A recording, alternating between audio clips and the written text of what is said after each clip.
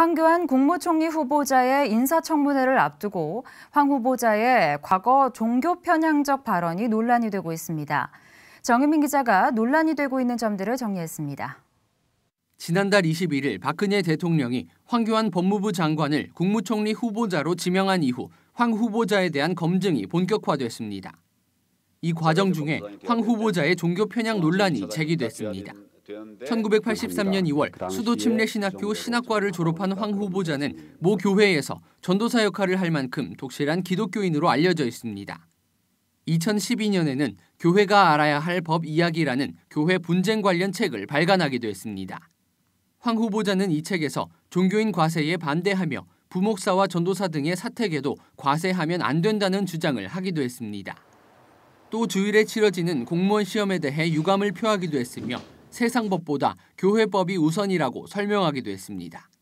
지난 2007년 샘물교회 신도 2명이 아프가니스탄에서 탈레반 세력에 살해된 사건에 대해서는 자신의 블로그에 선교에는 위험이 따를 수밖에 없다고 글을 올리기도 했습니다. 황 후보자의 종교 편향 논란에 대해 실천신학대학교 조성돈 교수는 공직자의 특성상 기독교적인 입장에서의 발언은 한계에 부딪힐 수밖에 없고 다만 그리스도의 사랑이 그의 삶이나 정책을 통해 드러나길 바란다고 전했습니다. 예수님이 가르쳐주신 그러한 사랑의 정신이 그가 하는 일에 통해서 국무총리의 직을 통해서 어떻게 드러나고 그것이 많은 사람들에게 정말 은혜로서 내지는 그런 혜택으로서 사람들이 받아들여질 수 있으면 좋겠다고 생각합니다. 한편 황교안 후보자에 대한 인사청문회는 오는 8일 열릴 예정입니다. 네, 앞서 보신 것처럼 황교안 국무총리 후보자의 인사청문회를 앞두고 종교 편향 논란이 거셉니다. 이번 논란이 청문회에서 도마에 오를 것으로 보이면서 이에 대한 황 후보자의 대처에도 관심이 모아지고 있습니다. 논란이 되고 있는 부분은 무엇인지 또 이에 대한 시민들의 반응은 어떤지 정유민 기자와 조금 더 자세한 이야기 나눠보겠습니다. 정유민 기자 나왔습니다. 안녕하십니까? 네. 황교안 국무총리 후보자 앞서 리포트에서도 소개를 좀 해주셨습니다만은 구체적으로 어떤 게 좀 논란이 되고 있나요? 네, 황교안 국무총리 후보자는 신학을 공부하고 또 네. 전도사로 사역할 만큼 독실한 그리스도인으로 알려져 네. 있습니다. 하지만 황 후보자가 기독교인인 것 자체가 논란이 되고 있는 것은 아닌데요. 네. 앞서 말씀하신 것처럼 과거 황 후보자가 책이나 블로그 등을 통해서 네. 나타낸 그의 생각들 자체가 논란을 촉발시키고 있습니다. 어떤 건지 좀 소개를 해주시죠. 네, 먼저 과거 종교인 과세에 대해서는 반대의 입장을 밝혔습니다. 네. 황 후보자는 교회가 알아야 할 법 이야기라는 책을 2012년 출간했는데요. 예. 이 책에서 그는 담임 목사 사택과는 달리 부목사, 강도사, 전도사 등의 사택을 세금 부과 대상으로 판결하고 있는 법원의 견해는 지극히 잘못된 것이다라고 네. 얘기를 했습니다. 즉 예.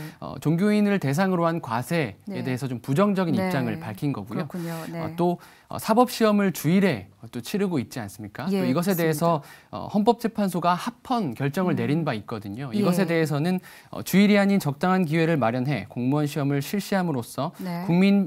모든 국민의 편의를 배려할 줄 아는 성숙한 행정이 필요하다라면서 네. 유감의 뜻을 밝힌 바 있습니다. 네. 또 뿐만 아니라 우리 기독교인들로서는 세상법보다 교회법이 우선 적용돼야 된다라고 생각한다. 네. 하나님이 세상보다 크고 앞서기 때문이다라고 설명을 하기도 했습니다. 네. 사실 이 말씀하신 부분들이 우리 기독교인들에게는 뭐 받아들일 수 있는 부분이지만 하지만 일반 국민들이 보기에는 조금 불편하다고 생각할 수 있는 그런 부분들이기도 한데요. 특히 이제 종교인 과세에 대한 이야기를 하셨는데 이 경우는 교계 내에서도 좀 엇갈린 반응이 있지 않습니까? 이 교회법이 세상법보다 우선 적용돼야 한다. 이런 발언 좀 저희가 어떻게 해석하면 좋을까요?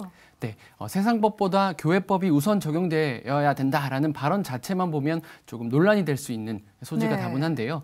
그러나 황 후보자는 책에서 세상법 우선 적용 자체는 기독교인 네. 입장에서는 마땅치 않다는 생각이 들 수 있지만 기독교인도 역시 국가라는 테두리 안에서 국가의 보호를 받으면서 네. 생활하고 활동하므로 헌법 37조에 따라 그러한 바람이 다 충족되기는 어렵다라고 설명을 네. 하고 있습니다. 예. 또 이 책 서문에는 황 후보자가 이 책을 쓴 이유에 대해서 또 밝히고 있는데요. 네. 이 책의 서문에 따르면 법조인으로서 교회 분쟁을 바라보는 안타까움 속에 책을 저술한 것이다라고 네. 목적을 밝히고 있습니다. 즉 교회 분쟁에 대한 설명을 많이 좀 다루고 있는 책이다라는 것을 알 수 있는데요. 예. 이 이같이 또 책 자체가 교인들을 대상으로 쓴 책이다라는 예. 점과 또 교회 내부 분쟁에 대해서 많이 또 이야기하고 있다는 점, 네. 그리고 그리고 또 국가의 법 질서를 존중하고 그 범주 안에서의 종교 활동과 네. 신앙생활을 해야 된다라고 밝히면서 네.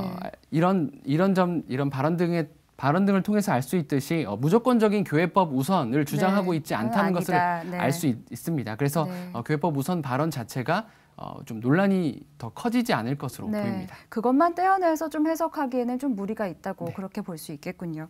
그리고 또 황 후보자가 블로그에 이제 과거 샘물교회 사건에 대해서도 글을 올렸는데 그것 또한 좀 논란이 되고 있다고요. 황 후보자는 법무부 정책기획단장으로 근무하던 2007년 당시 네. 샘물교회 신도 2명이 아프가니스탄 탈레반에 의해서 살해된 사건에 대해서 자신의 네. 블로그에 글을 올렸는데요. 예. 그 글에 따르면 최고의 선교는 언제나 공격적일 수밖에 없다. 또 선교에는 위험이 따를 수밖에 없다라고 네. 설명을 하고 있습니다. 네. 이 부분은 당시에 선교 과정과 그렇죠. 그리고 또 준비하는 것부터 선교 과정 그리고 돌아오는 시점까지에 대한 무모함에 그렇죠. 대해서 네. 이 교회 내에서도 논란이 많이 됐었고 네, 또 비판이 사회적으로도 많았죠. 논란이 많이 됐었습니다. 네. 그래서 그만큼 기독교계 내부에서도 좀 우려를 하고 있습니다. 이 네. 발언에 대해서는. 그럼 여기에 대해서 황 후보자의 반응은 좀 어떤가요? 최근 국무총리자의 후보들이 잇따라 낙마한 것을 의식한 듯이 네. 인사청문회를 앞둔 황 후보자가 여러 가지 논란에 대해서는 네. 청문회에서 말씀드리겠다라는 네. 말만 반복할 뿐 별다른 대응은 하지 않고 있습니다. 네, 말을 아꼈군요. 특히 종교 편향 논란에 대한 질문에는 다른 종교를 존중한다. 국민들 걱정 없도록 최선을 다하겠다라는 이런 네. 간략한 대답만 할 뿐 네. 최대한 말을 아끼고 있는 모습입니다. 네. 다른 종교단체들의 반응이 어떤지도 좀 궁금합니다. 워낙에 황 후보자의 경우에는 기독교인의 색이 강해서 뭐 그렇게 긍정적이지 않을 것 같다는 생각이 드는데요. 네, 말씀하신 것처럼 좀 부정적인 반응들도 많이 나오고 있습니다. 네. 종교자유정책연구원이 황교안 국무총리 지명 이후에 네. 국민 대통합이 아닌 분열과 대립을 초래할 국무총리 지명을 즉각 철회하라는 내용의 네. 논평을 발표하면서 유감을 네. 표하기도 했습니다. 네. 또 종교자유정책연구원을 포함한 바른 불교제가 모임, 네. 천주교 정의구현 전국연합, 네. 제3시대 그리스도교 연구소, 네. 원불교 인권연대 등 28개 단체가 지난 2일에 네. 황교안 국무총리 임명 저지 법 종교인 연석 회의를 출범을 시키고 네. 박근혜 대통령은 황 후보자 지명을 즉각 철회하라고 촉구하기도 네. 했습니다. 종교계에서는 좀 부정적인 반응을 보이고 있는 것 같습니다. 그렇다면 좀 이제 국민들의 반응도 궁금합니다. 이 황 후보자의 종교 편향에 대한 설문 결과가 또 나왔다고요. 네, 여론조사 전문 업체인 한국갤럽이 지난달 26일부터 28일까지 전국의 19세 이상 유권자들 1,006명을 대상으로 네. 설문조사를 실시했습니다. 네. 황교안 총리 후보자가 적합하냐라는 네. 질문을 했는데요. 네. 이에 대해서 31%가 적합하다, 네. 그리고 24%가 적합하지 않다라고 답변을 했습니다. 네. 이 총리 후보자로 부적합하다라고 답변한 응답자들 중에 네. 부적합한 이유로 종교 편향을 꼽은 사람은 단 2%에 불과했습니다. 네. 이 같은 결과를 볼 때 일반 국민들은 이를 심각한 문제로 보고 있지 않다라는 점을 볼 수가 있습니다. 네. 다만 좀 더 지켜보자며 의견을 네. 유보한, 그러니까 적합하다 혹은 적합하지 않다라고 의견을 유보한 사람들의 네. 응답자율이 44%로 꽤 높았습니다. 네, 그렇군요. 따라서 다음 주 이제 열리는 인사청문회를 좀 지켜봐야 될 것 같습니다. 네, 앞으로 좀 저희가 관심 있게 지켜볼 필요가 있을 것 같습니다. 정은민 기자 고맙습니다. 네.